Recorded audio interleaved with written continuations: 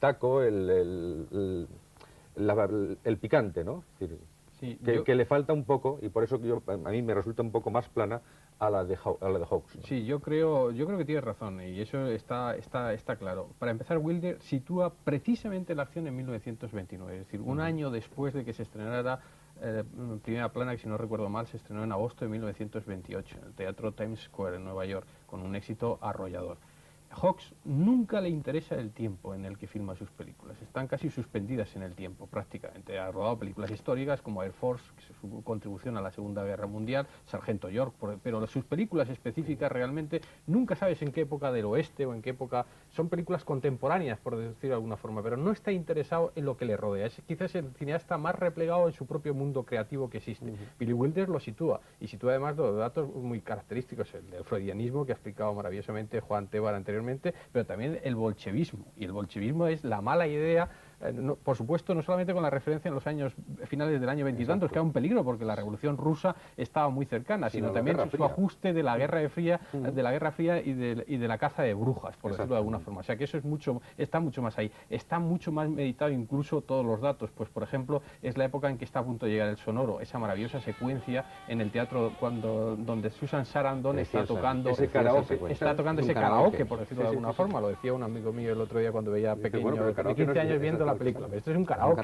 cuando estaba viendo, yo veía la película en casa también, ¿no? Está la referencia a Lon Chaney y el fantasma de la ópera, que la referencia es a Rin Tin Tin y a Ben Hedges. Es decir, es una película muy situada en su tiempo. Es una película con un estilo visual bastante parecido a Con faldas y a lo loco, pues que es prácticamente la misma. Incluso dice, tú nos engañaste con la matanza del día de San Valentín, nos mandaste a otro garaje, ¿no? Intenta explicarlo con los números de las calles. Es decir, que Wilder se plega mucho al terreno, cosa que no hace en absoluto Hawks. Las razones que dice Juan Carlos de la crítica referente al código Hays son evidentísimas, ¿no? Es que han pasado 50 años. Sí, yo únicamente lo que sí quiero decir es que existe bastante paralelo entre una y otra película, y estoy de acuerdo también con lo que dice Juan Tebar, porque hay muchos planos generales. Lo que sucede es que quizás corta más Billy Wilder, porque tiene también otro estilo que Hawks, porque yo creo que es un texto tan magnífico, con unos actores tan magníficos, incluidos los característicos de las dos películas, que son unos característicos extraordinarios, más matizados, con más personaje, con más carne, creo yo, en la película de Wilder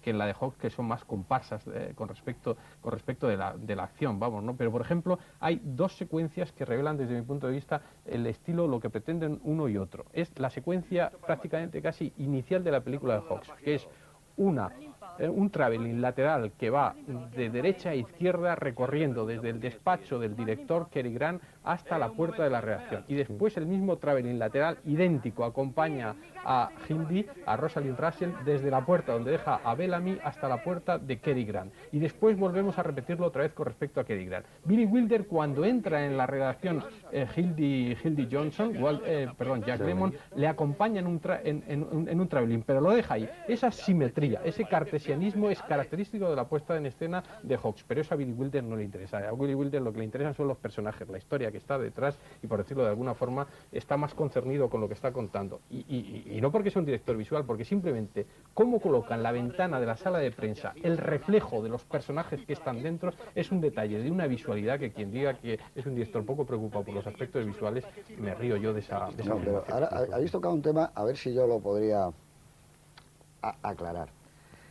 Las películas urbanas de Howard Hawks siempre están en un tiempo muy difícil de definir. Ese es el tiempo de la llegada del sonoro.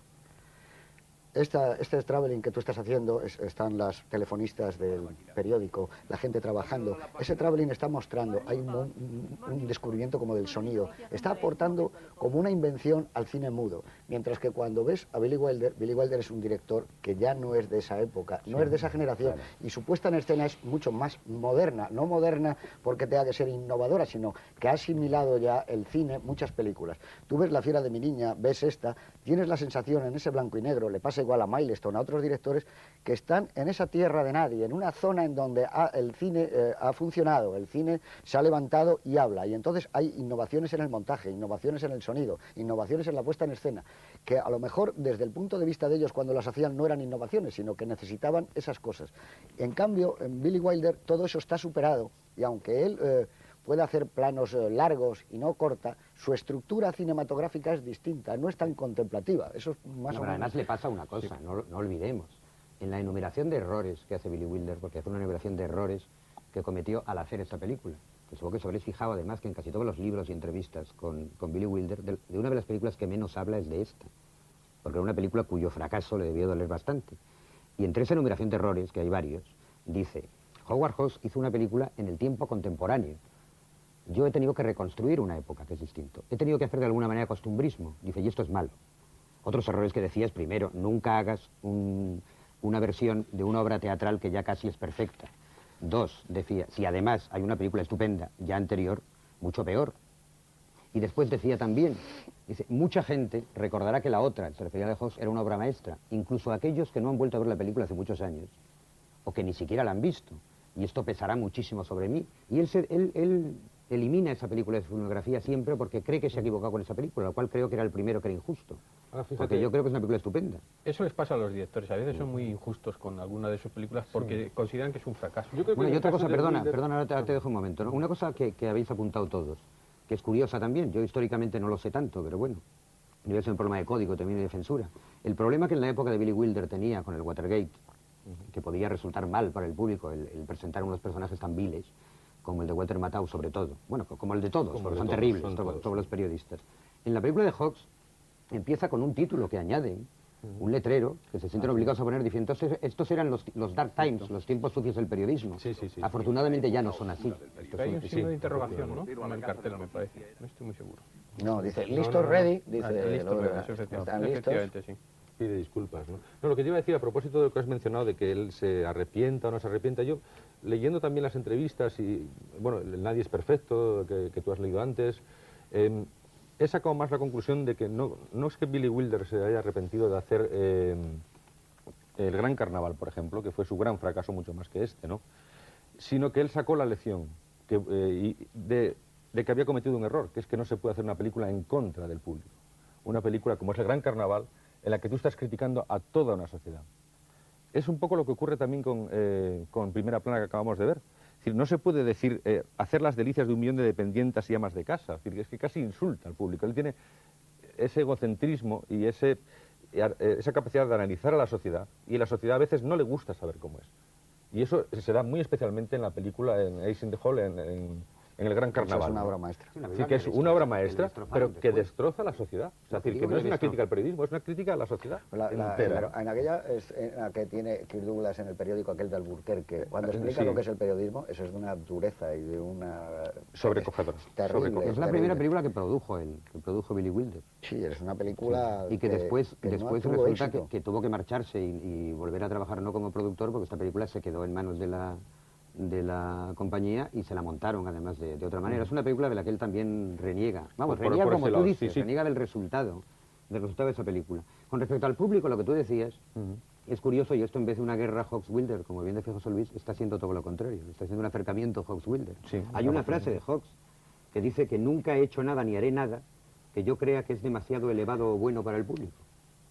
Como diciendo, no haré nada nunca en contra del público. Justo y lo que acaba de la decir frase es de Juan Carlos. Hawks, no de Wilder. Y él lo ha dicho de Wilder, por eso digo que lo que estamos haciendo es acercarlos a los dos. ¿No? En vez Es que de lo incluso contrario. se reparte la función, porque digo brevemente, el personaje de Molly es mucho mejor, aparte de la presencia de Carol Burnett, en la presencia de Billy Wilder, pero en cambio, desde mi punto de vista, es mejor el personaje de Williams en la versión de Hawks que en la versión de Billy Wilder. Simplemente lo arrojo sobre la mesa. Ya sé que no vais a estar de acuerdo, pero lo digo con respecto a equilibrarlo, ¿no? Hablando de que son dos obras maestras, a mí me parece, y cuando se ven juntas, tienes la sensación de que Billy Wilder ha cogido la obra y probablemente es la persona en el cine con mayor inteligencia para hacer esa adaptación. Es un hombre inteligente, quizás el hombre más listo que ha dado el cine. Lo notas en las entrevistas, en sus películas. Mientras que Howard Hawks tiene un talento natural. Entonces, a mí me parece que la adaptación que hace es la adaptación de un hombre de talento, sin la inteligencia de Billy Wilder, pero tiene un talento al que es muy difícil aproximarse, porque es esa mirada que tiene absolutamente contemplativa, sabe muy bien lo que es el cine, no se sabe por qué, pero él sabe lo que es el cine, y estaba en Scarface, y estaba en esas películas, él sabe lo que en un momento determinado puede ser un plano donde el sonido tiene fuerza. Eso es que lo ha inventado, como lo ha inventado John Ford, o como lo ha inventado Hitchcock, mientras que la adaptación de Billy Wilder te asombra por la cantidad enorme de inteligencia que hay ahí metida. Entonces creo que es una especie no de lucha, sino que en una obra estás viendo un hombre de talento y en otra estás viendo un hombre inteligente. Entonces las dos versiones lo que te provocan es admiración, evidentemente, y luego te puedes quedar según el estado anímico que tengas. Pero yo decía al principio que cuando estás viendo lo de Billy Wilder dices, bueno, es que no puede haber nadie con el talento que tiene Billy Wilder para hacer esta película. Qué hermosura, qué desenvoltura, qué cinismo, no sé, qué inteligencia tan grande. Y estás viendo la de Howard Hawks y dices, bueno, es que esto no se puede mejorar, es que es maravilloso cómo está mostrándonos este periódico, cómo en un plano, solo con un objetivo, con un 50, le entra todo, es que está absolutamente todo. No